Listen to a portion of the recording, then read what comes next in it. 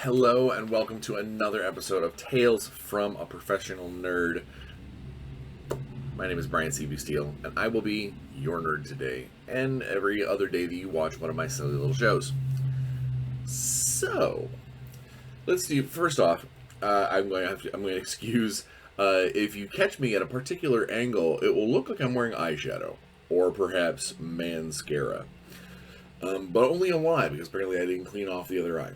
It is not because I have a secret awesome dress up lifestyle. It is because last night I had to do a photo shoot for headshots about an acting gig, and the character that I'm playing in that gig is wears hallucinogenic face paint. And I apparently, now that I'm talking about it, we're going to rub it and make it all wacky. I apparently got it very into the line of my eyelashes, and it did not wash off or sleep off very well. So it's still there, and I look pretty. I look mysterious. I have the beginnings of smoky eye or whatever. Actually, it's just because I'm not real good at taking off makeup, and I have very sensitive eyes, so I don't use chemicals and stuff when I take off makeup. So that is why it is that. So do not let that distract you from all of the awesome information that we are going to have today. All right, so let's do the week in Bryan. It's been a good week. Yet again, my Curse of Strahd game that I play in got canceled, which at this point it's kind of sad. I know adults have a hard time staying with scheduling and things because we all have lives and all this stuff comes up. But I was really looking forward to getting back into things with Strahd. We just had a pretty big victory in our last session and kind of want to ride the momentum of that. But if the longer we wait, that momentum, that kind of yay, we beat the thing is going to fade, and we're going to sit down at the digital table soon enough and go, what were we doing? And we're going to lose that kind of super excited feel that we had. But we'll still have magic items, and that's cool. Let's see. Gaming wise, yeah. So we did not get a chance to play Curse of Strahd. We had we have not had another Waking Realms game where I'm the capoeira cat monk, but I think we are playing tomorrow, as far as I know. But I did get to run my D&D game, my knotted wheel is what it's called, where the group of adventurers, the crazy group of adventurers, went and rescued the Wild King, which is basically an NPC that runs a section of the Happy Hunting Grounds, and he gave them a good dose of plot, explaining what they're doing in that realm, in that plane. They fought a whole bunch of like animated vegetation, like plant monsters, and a watered down tree folk, or watered down ent. Now I say watered down, but he was cleaning their clocks pretty hard. But they did get him down below a third of his hit points, and I made the executive decision as a dungeon master that Ents and I called him a tree lord, but Ents and things like that live for thousands of years they're not gonna just fight. They're not blind constructs. They're not zombies. They're not golems. They are living creatures that live for thousands of years. they're not going to just blindly run into their destruction. So when he started to lose that fight, and it started to seem, oh man, I can't take this group of adventurers. You know, they if this keeps going, yeah, I might kill a couple of them, but they are definitely going to destroy me. I had him surrender, and I was kind of crossing my fingers. But I had told myself basically, I was like, if they do not accept his surrender, if they just basically they go, you know, thanks for not hitting us for a round, and then just keep on clobbering him, that I was going to pull out all the stops, and he was going to he was going to start basically picking on, you know, oh, you look the most wounded, I'm going to clobber you next in an effort to put you down. But they didn't. They accepted his surrender. They made him feel bad for betraying the Wild King. Is a cool, like, giving him guilt scene. And they forced him to release the Wild King from this this like golden sphere that he was trapped in, which was cool. And so they you know, he scolded the tree lord, who, you know, sulked away off into the glade, and then they got a chance to talk to the Wild King and learn a little bit more about the land, learn a little more about the enemy. Learn just basically, it was an opportunity for them to do a little role play, because a lot of this session has been kind of let's move from one combat to the next. And I don't want this to turn into that, despite the fact that I'm printing and painting all of the encounters models wise, and I'm very visual in that instance, or in that game. I want more role playing out of it, not just, okay, we're all going to sit and look at each other and now let's get to the next the next fight. But either way, we had a real good time. They fought. Now, I honestly, I did not expect. So in this Happy Hunting Grounds realm that they're in, there is a small clan of demonically enhanced orcs that are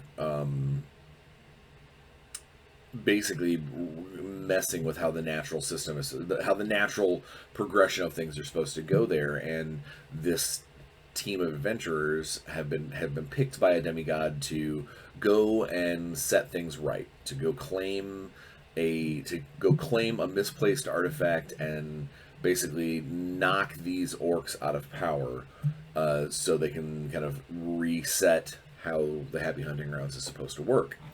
And they got up to the scouting, like kind of the perimeter patrol, you know, an arrow tower and whatnot. That also had a half ogre with character levels, kind of monitoring this guard post, and they did a real good job. The warlock and the team. My dice were bad, and he fried the two ground soldiers and like brought the half ogre almost at half hit points in a single very well rolled lightning bolt. It was cool. It was a cool adventure. I look forward to the next one, because they have some plans to try and sneak into the camp of this orc tribe. And spoiler, it's not going to work, because one of them is trying to. His plan is to use his newfound animate dead ability on the half ogre, and then basically use that as a distraction way into the village, not realizing, or rather, he hasn't read that animate dead doesn't work on large creatures. So that's going to be a ton of fun when they carry this, 900-pound dead corpse a quarter of a mile to the, or half a mile to the edge of this village, and then he tries to do his thing, and it fizzles. That'll be fun. And I can say that because I don't think that Matt, the player of that warlock, I don't think he watches my show, which is sad. But it is what it is. But yes, I'm really excited. The next adventure for them is them trying to sneak into this village or trying to get into this village, and they're going to get to see a lot of really cool stuff that these orcs do, and in theory they could avoid the initial combat part, by trying to sneak past them and through this cool gate. But it's going to be unlikely, especially considering at least two of their members are not terribly stealthy, and one of them is when he sees that they're demonically enhanced, augmented, he will likely just go, nope, it's time to bust heads. It's time to deal with these guys. So we'll see. It'll be a lot of fun. I'm excited because this is probably the session before, unless things go really, really quickly, it's probably the session before the session where they will kind of succeed in the first chapter, the first real big part of this chronicle. Work wise, I just handed in a chunk of Warzone Eternal lore for the book. Waiting to get some editing responses back for that. I am roughly a quarter to a third of the way done with the Transformers role-playing game big adventure arc book, which I'm hoping that ends up being really, really cool. It is neat, and it is. I never thought, when we were building this game, when we were building the Transformers role-playing game, I never really thought about just how different and how strange it is to play, gigantic aliens on a planet that doesn't really know about you. And so there's a lot of things about sneaking around. There's a lot of things about going into your alt modes. So for me, there's that part of me that says, if you're a Transformers player and you decide to build your character and you go, okay, I'm a race car, or I'm a sports car, or I'm a truck, or like kind of the basic Autobot style, you always have a really cool hiding place. The Transformers robots in disguise is exactly what you are. It's like, if you're in a human element and you think that you might be spotted, you could just turn into your vehicle form and park, or turn into your alt mode and drive away. Now, if you're like a helicopter or a space shuttle, or like a tank or something like that, might be a little harder to make that suddenly work in the middle of suburban California, but it's still possible. And then the farther you get from a basic alt mode, you get into the ones that can turn into animal shapes. You get the ones that turn into jet planes, or even further, maybe ones that turn into weird kind of alien constructs, things like that. And yeah, it makes your alt mode more useful than just driving around, but it also makes it a lot harder. Yeah, you're a Dinobot, so if you're a dinosaur and you are walking down the street, people notice. Unlike if you're a Ford, just a truck driving down the street. So I did that. So writing that adventure, there's a lot of little scene encounters and things like that where you have to keep in mind that you are a 12-foot tall or 15-foot tall, sometimes larger, sometimes smaller, transforming robot. And it could be, it could be bad for you if suddenly the American government finds out that Transformers are real, and that these alien robots exist. What's gonna, the local sheriff's department? What are they gonna do? They're probably gonna shoot at the damn thing. So, and of course, you've got, if you're an Autobot, you've got this thing where Optimus Prime is saying you harm no humans. It's not their fault. So now you're caught in a position where you've got to try and sneak around them. You've got to try and stay, disguised, unseen, or you risk hurting the people that you're there on this planet to protect. So I'm excited. I think it's overall going to be a fun adventure, and I get to toy around with a few Decepticons narratively that I think are going to be just like fun on screen. I think it'll be cool. And then the other big thing that I'm doing probably today and tomorrow and possibly the following day is I got the edit notes back from my next Shadowrun novel, and I'm going through and making those changes. I mentioned in a previous episode the power of editing, that a good editor leaves good notes.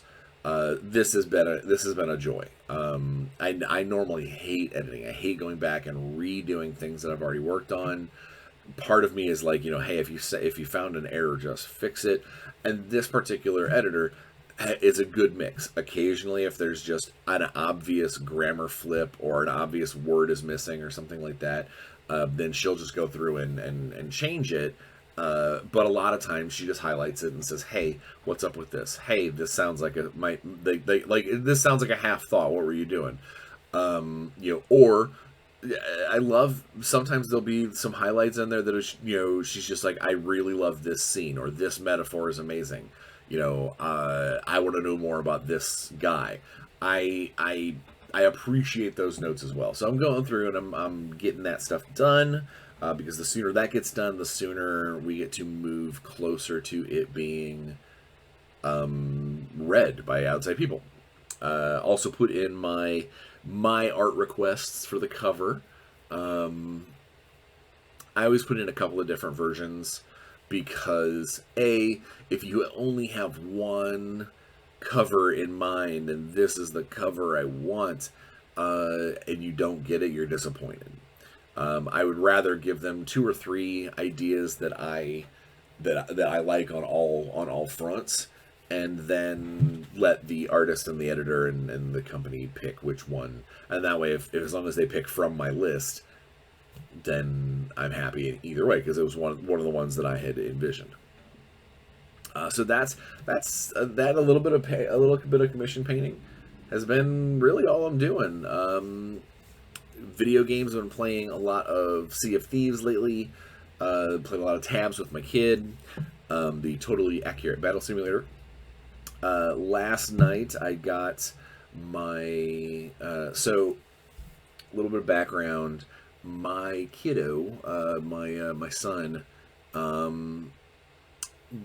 last year for Christmas he got an Oculus Quest.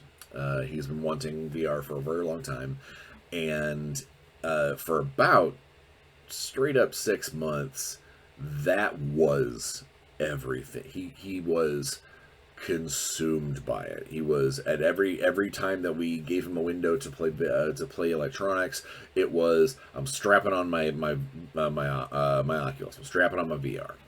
And not to get into any details or anything, shortly thereafter he kind of got into some big trouble with all 4 of his parental units, and we collectively made the decision that, amongst other things, that he was not going to be able to use the Oculus anymore for an indeterminate amount of time. He was going to be grounded from it, and of course that didn't go over well with him. But it is what it is. And no kid likes their punishment. Go figure.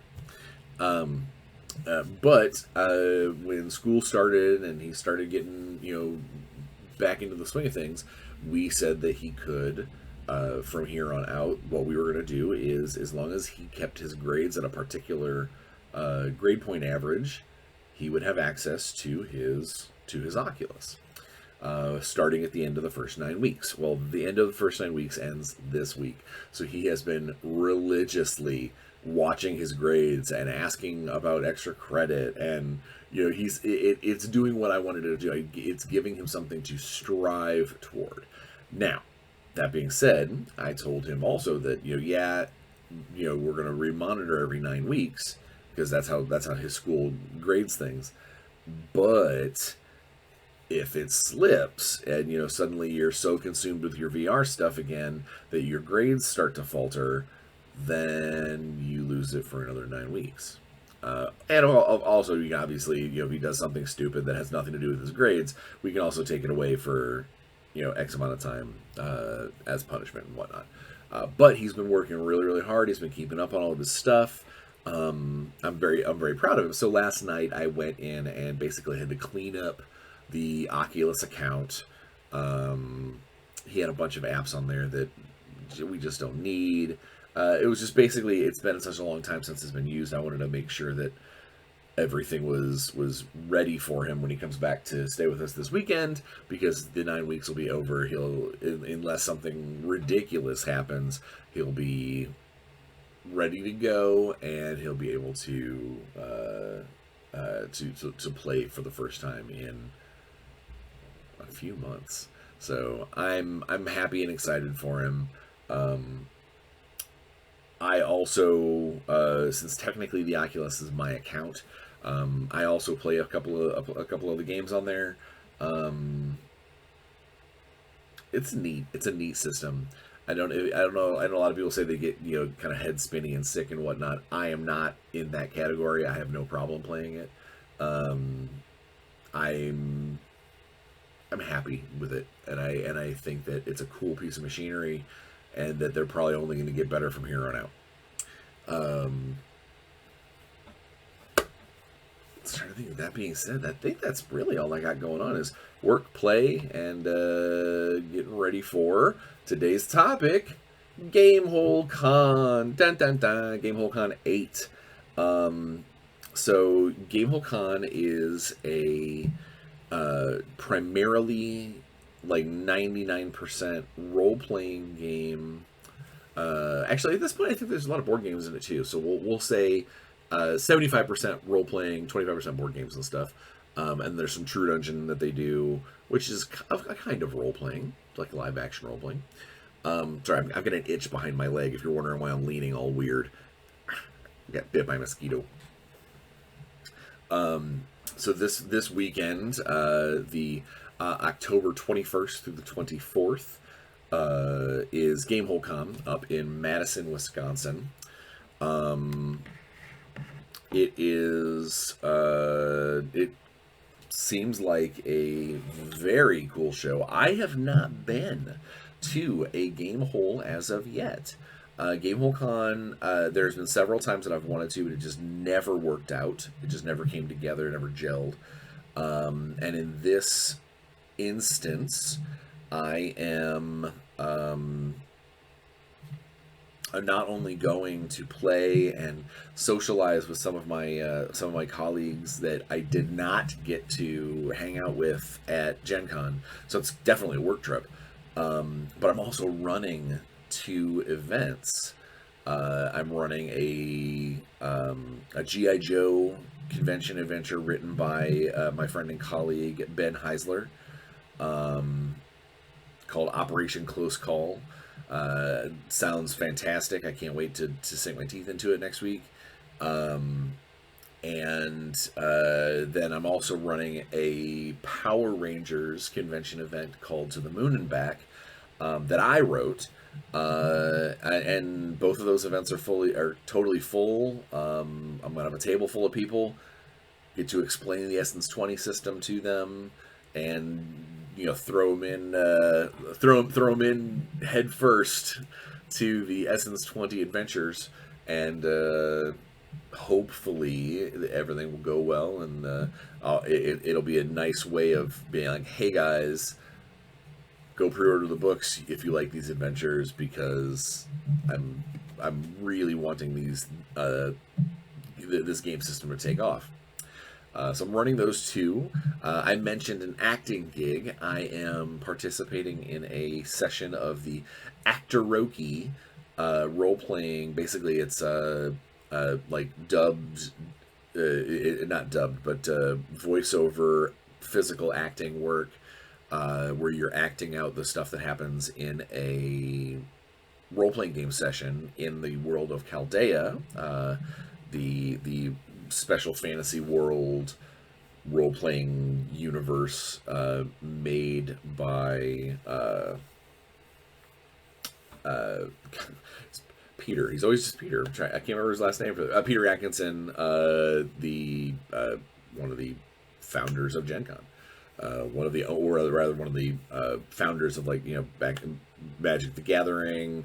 He's been huge in the industry for a long time, but this is his recent claim to fame is basically he's the CEO, owner of Gen Con.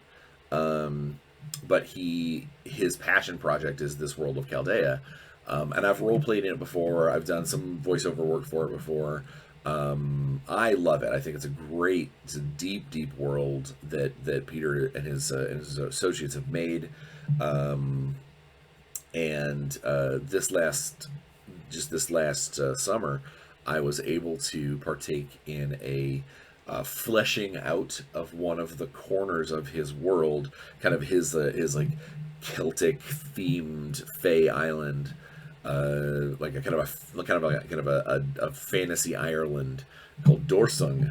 We played in a limited run game session online in that area of Chaldea, and Peter basically let us know that we were helping shape the history and, like, the background of this place. And we had a ton of fun with it. We came up with some cool traditions. We came up with some cool areas on the map of what they mean, what they do. Right, about a month ago, Peter got in touch with me and was like, "Hey, are you going to Gamehole?" And I was like, "I am going to be at Gamehole. I know I'm going to see you there. Let's party. Let's have a good time." And he goes, "Actually, I would love for you to go ahead and take on the role of a warrior from Dorsung in an Actoroki session, which you cosplay up, you basically you do your best to look the part, because there's going to be video taken and drawings made and that sort of thing." So that's what the blues from is the woad for my character, or rather the headshots for my character. I'm super excited. That's one of the things I get to do at Gamehole Con is do the acting gig. It's been a long time since I've done a legitimate voiceover gig or legitimate any kind of acting. So that's always nice, and maybe it will help open up some more doors. And now that I am feeling a little more confident to be in front of the camera,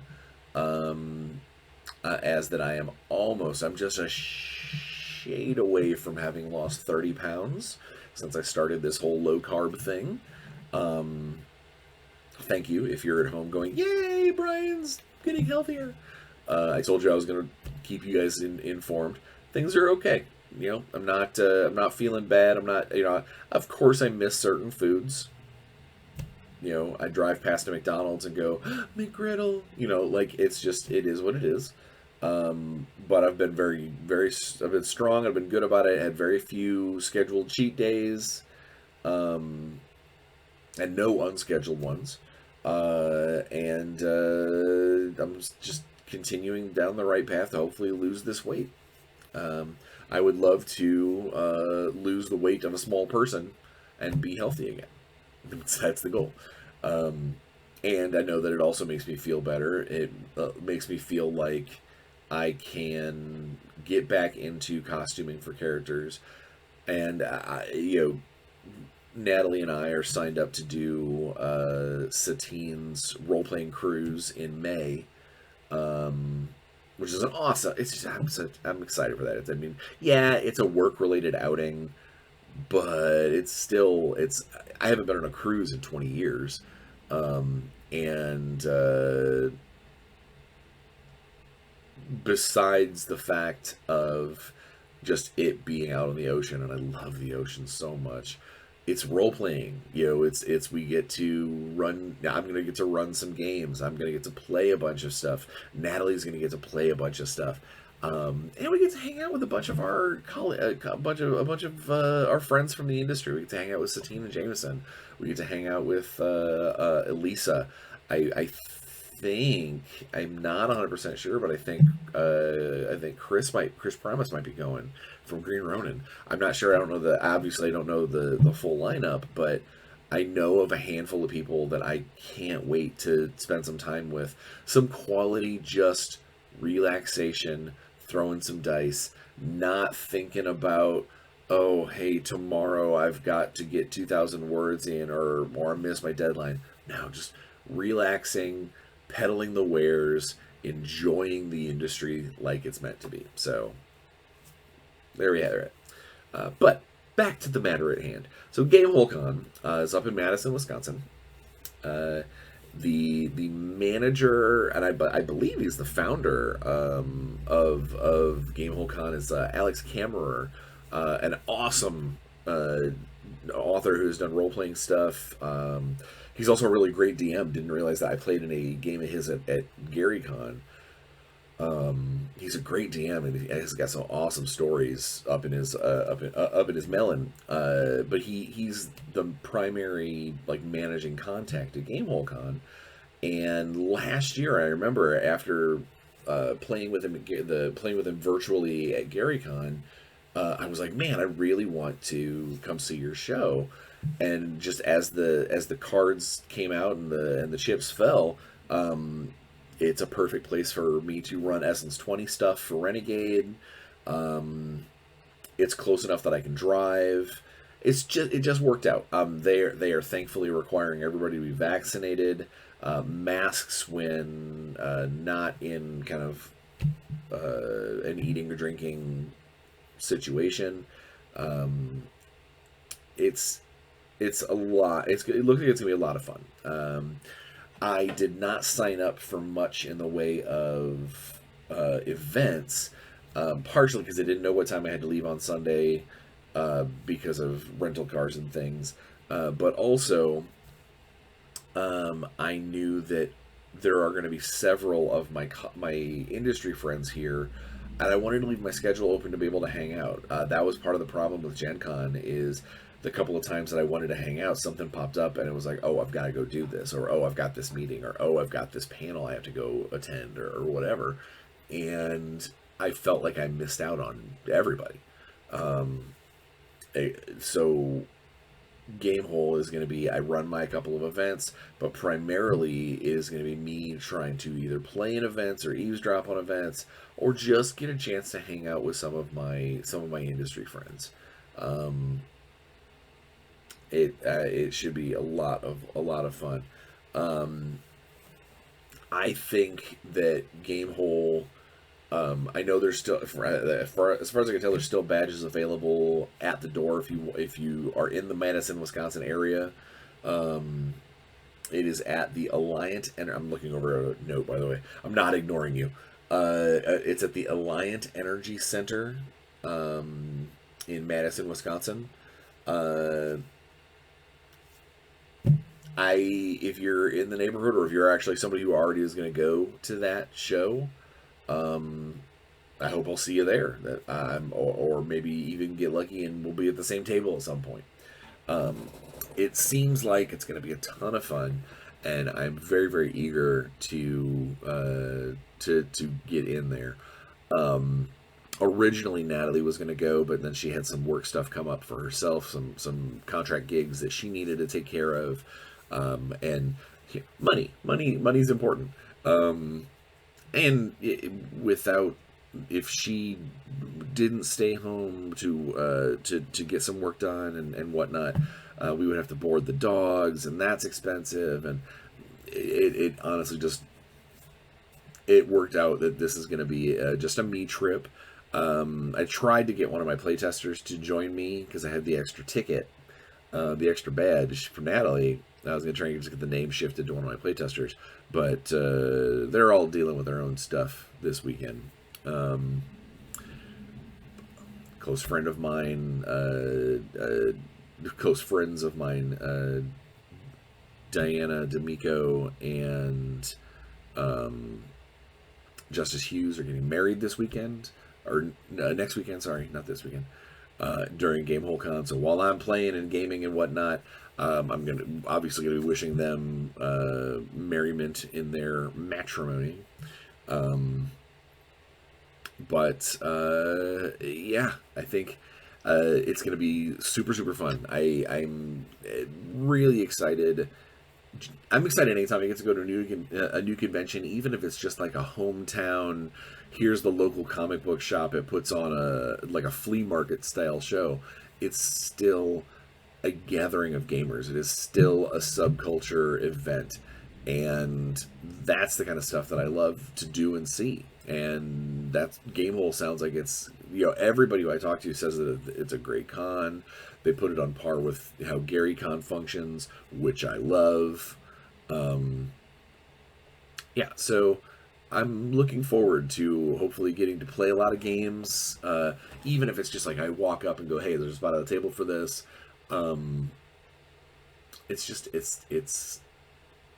It sounds like a ton of fun, and I'll be able to tell you after the fact. I will not, based off of what happened over the Gen Con video, the horribly no sound, bad video quality laptop video, I will not be trying to record anything at Gamehole. I might record a couple of like little minute clips or whatever with my phone, maybe talk to a couple of people, and then so it won't be next week, but the following Tales from a Professional Nerd, the Halloween special, we'll probably play a bunch of those clips, and I'll talk about how the show went. And another fun topic as well. But as it is, that's what I got for you today. I really just kind of want to let you know how excited I am for the show. Wanted to kind of prop up where I'm going, where it's going to be. And also to remind people that my wonderful hobby sponsor, Turbo Dorks, the Turbo Dork paints, they sent me some cool stuff that I'm going to be giving away, plus a secret that I'm not telling anybody, because that otherwise, what's the point if I tell you what the secret gift is? To a random commenter in the month of October. I'm going to try from here on out to do a monthly, basically do a draw for everybody who comments on all the videos that month, and kind of come up with a cool prize pack of some kind to reward my listeners, my followers, my subscribers. Because we are, I just got the email from YouTube recently that we are on the right track to getting more sponsors and advertising and things like that for the show. And obviously I would like that to happen, but I can't do that until I get a certain number of hours of my content watched and a certain number of followers. What that means is I need you loyal nerd fans out there, your fans of the Tefapin, Tales from a Professional Nerd. I need you guys to spread the word, get people to start talking, get people to like and subscribe and comment. And not only can they win some stuff, but as the channel grows and as the I get to do more and more with this show, The prizes will get better too. How about that?